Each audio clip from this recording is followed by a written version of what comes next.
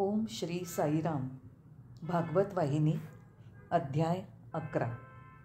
पांडवांचं दुःख.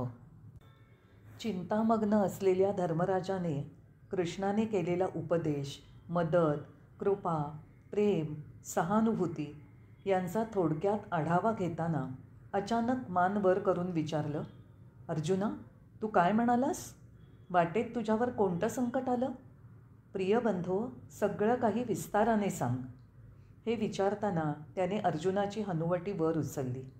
अर्जुनाने आपल्या भावाकडे पाहिलं आणि तो म्हणाला, बंधो, माझी सर्व कौशल्य, यश हे भगवान कृष्णाबरोबर निघून गेलं आहे.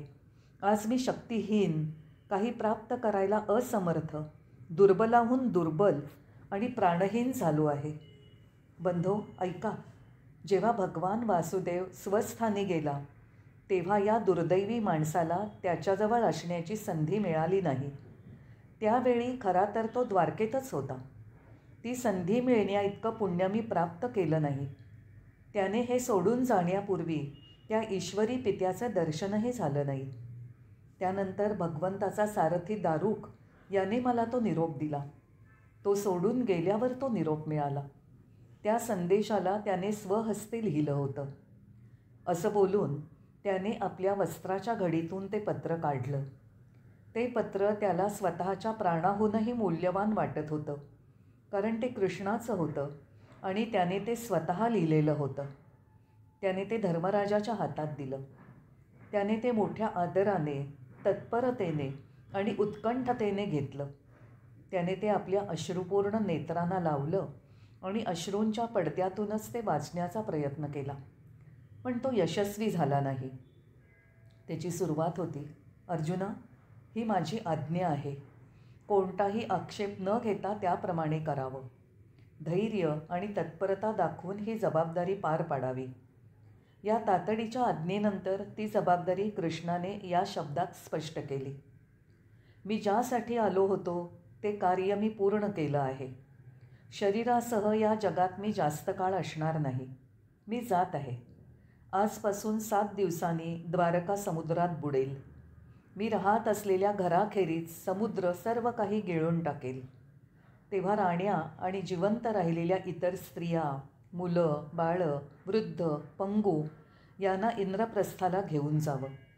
स्त्रिया आणि उरलेले यादव यांची जबाबदारी तुझ्या हातात सोपवून मी जात आहे. स्वतःच्या प्राणाप्रमाणे त्यांची काळजी घे. इंद्रप्रस्थाला त्यांची व्यवस्था कर आणि संकटांपासून त्यांचं रक्षण कर. लेखन झाल्यावर म्हटलं आहे, स्वस्थानी जाताना गोपाल लिहितो. धर्मराजाने वाचन संपवलं. त्याला दिसलं की भीम, अर्जुन, नकुल, सहदेव खूप अश्रू ढाळत आहेत. दगडासारखे स्तब्ध बसून आहेत आणि इतर कोणत्याही गोष्टींकडे त्यांचं लक्ष नाही. अर्जुन म्हणाला, बंधू, आपल्यामध्ये भगवंत नसताना मला क्षणभरसुद्धा जगण्याची इच्छा नाही.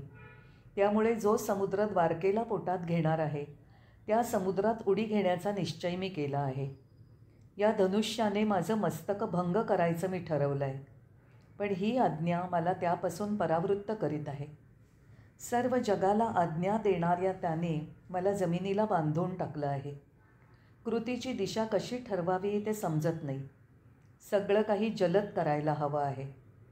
त्याप्रमाणे शास्त्रविधीनुसार अंतिम संस्कार झाले आणि मग समुद्राने द्वारका गिळायच्या आत स्त्रिया, मुलं, वृद्ध यांना मोठ्या घाईगर्दीनेच बाहेर काढलं. त्या सगळ्यांना लवकर निघण्याची घाई केली आणि कृष्णाच्या आज्ञेनुसार इंद्रप्रस्थाला निघालो. मन सोडायला तयार नसूनही द्वारका सोडली. पंचनदीच्या सीमेवर पोचलो.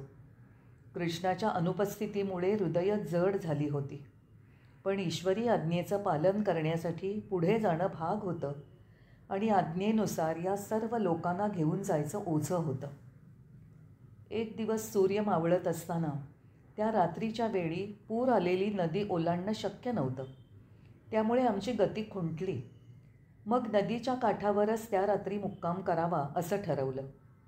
आम्ही सर्व स्त्रियांचे दागदागिने आणि मूल्यवान वस्तू एकत्र गोळा करून त्या सुरक्षित जागी ठेवून दिल्या.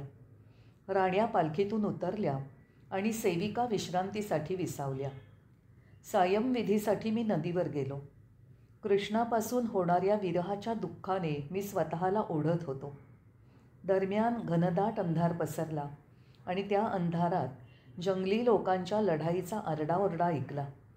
मी नीट बघितलं तर अरण्यात राहणाऱ्या आदिवासींचा समूह काठ्या, कोयते, खंजीर घेऊन आमच्यावर धावून येत होता. त्यांनी दागदागिने, मौल्यवान वस्तू यांना हात घातला. त्यांनी स्त्रियांना ओढून त्यांचे हातपाय बांधायला सुरुवात केली. मी त्यांच्यावर ओरडलो आणि गंभीर परिणामांची धमकी दिली. पतंगाने अग्नीवर झडप घालावी त्याप्रमाणे तुम्ही का करत आहात, मी विचारलं. कोळ्याच्या जाळ्यात मृत्यूकडे जाणाऱ्या माशांप्रमाणे का होत आहात? लूटमार करण्याचा प्रयत्न करून मृत्यूला सामोरं जाऊ नका, मी त्यांना बजावलं. मी कोण आहे हे तुम्हाला माहीत नसावं असं दिसतंय. तुम्ही निर्विवाद धनुर्धारी असलेल्या पंडुपुत्र अर्जुनाचं नाव ऐकलंय की नाही, ज्याने भीष्म, द्रोण, कर्ण हे त्रैलोक्यातले जेते प्रभावित केले होते, हरवले होते. माझ्या अतुलनीय अशा गांडीव धनुष्याच्या टणत्काराने तुमच्या सगळ्या समूहालाच मृत्यूच्या राज्यात पाठवतो. नाश होण्यापूर्वी इथून पळा, अन्यथा या भुकेल्या धनुष्याला तुमच्या आयुष्याचं भोजन द्या, मी म्हणालो. मात्र तरीही ते त्यांचं दुष्ट कार्य निराश न होता करतच होते. त्यांचे दुष्ट हल्ले थांबले नाहीत.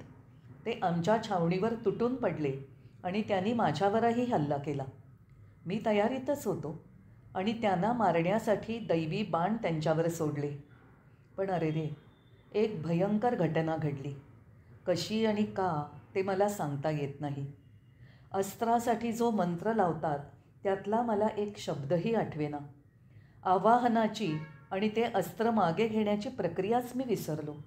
मी हतबुद्ध झालो. माझ्या डोळ्या देखत त्या लुटारूंचे हात राण्या, दासी आणि इतरांना ओढत होते. त्या दुःखाने किंचाळत होत्या. माझ्या नावाने हाका मारत होत्या. अर्जुना, अर्जुना, आम्हाला वाचव, आमची सुटका कर. तुला आमचा आक्रोश ऐकू येत नाही का? आमचं ओरडणं ऐकताना तू बहिरा झालायस का? तू आम्हाला या लुटारूंच्या तावडीत का देत आहेस? आमच्या नशिबात हे आहे हे माहीत असतं तर द्वारकेप्रमाणे आम्हीही समुद्रात बुडून गेलो असतो. मोठ्या दुःखाने मी हे सगळं ऐकत होतो, बघत होतो. स्त्रिया, मुलं, वृद्ध, दुबळे सगळेच किंचाळत होते.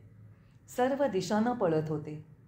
दाढा उपटून काढलेल्या आणि पंजे कापून टाकलेल्या सिंहाप्रमाणे मी त्या जंगली लोकांना काही करू शकत नव्हतो. मी धनुष्याला प्रत्यंचा लावू शकत नव्हतो. माझ्या भात्यातील बाणांनी मी त्यांच्यावर हल्ला केला, पण लवकरच बाणांचा तो साठाही संपला. क्रोधाने आणि लज्जेने माझं हृदय जळत होतं. माझ्या स्वतःच्या हतबलतेने मी उद्विग्न झालो होतो. मला मेल्यासारखं झालं होतं. माझे सर्व प्रयत्न निष्फळ ठरले होते. कृपान्वित असलेला तो बाणांचा अक्षय भाताही वासुदेव सोडून गेल्यावर निष्फळ झाला होता. कृष्ण इथून गेल्यावर माझा पराक्रम आणि कौशल्यही मला सोडून गेलं. नाहीतर माझ्यावर ज्यांची जबाबदारी टाकली होती त्या स्त्रिया, मुलं यांना पळवून नेत असताना मला केवळ असहाय्य साक्षी करण्यासाठी हे दुर्दैव का यावं? एकीकडे कृष्णाच्या विरहामुळे उद्विग्न झालो होतो, तर दुसरीकडे त्याची आज्ञा न पाळता आल्याचं दुःख. वादळी वाऱ्याने अग्नी भडकला त्याप्रमाणे या संकटाने माझ्या हृदयाच्या दुःखाला इंधन पुरवलं आहे आणि वैभवाच्या उच्च शिखरावर असलेल्या आणि सोनेरी महालात राहणाऱ्या त्या राण्या, या भयानक रानटी लोकांच्यात सापडलेल्या राण्यांच्या नशिबाचा जेव्हा मी विचार करतो तेव्हा माझं हृदय भस्मसात होतं. भगवंता, कृष्णा, तू आम्हाला संकटामधून वाचवत होतास ते आम्हाला अशी भयानक शिक्षा देण्यासाठी का?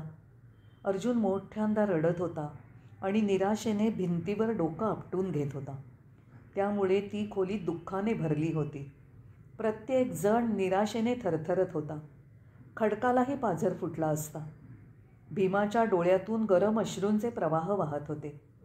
त्याला रडताना पाहून धर्मराजालाही भरून येत होतं. तो त्याच्याजवळ जाऊन त्याचं सांत्वन करण्यासाठी प्रेमळपणाने आणि मृदूपणे बोलला. भीम थोड्या वेळाने सावरला. तो धर्मराजाच्या पाया पडला आणि म्हणाला, बंधो, आता मला जगायचं नाही. मला आज्ञा द्या. मी अरण्यात जाईन आणि कृष्णनाम ओठावर घेऊन देहदान करीन आणि मूळस्थानी पोचेन. कृष्णाशिवाय हे जग म्हणजे माझ्यासाठी नरकच. हातातल्या वस्त्राने त्याने गरम अश्रू पुसले. इतका वेळ शांत असलेला सहदेवही भीमाजवळ गेला आणि म्हणाला, शांत हो, अस्वस्थ होऊ नकोस. जेव्हा कृष्ण आपल्यात शांतीस्थापना करण्यासाठी आला होता तेव्हा भर सभेत त्याने धर्मराजाला काय उत्तर दिलं होतं याचं स्मरण कर.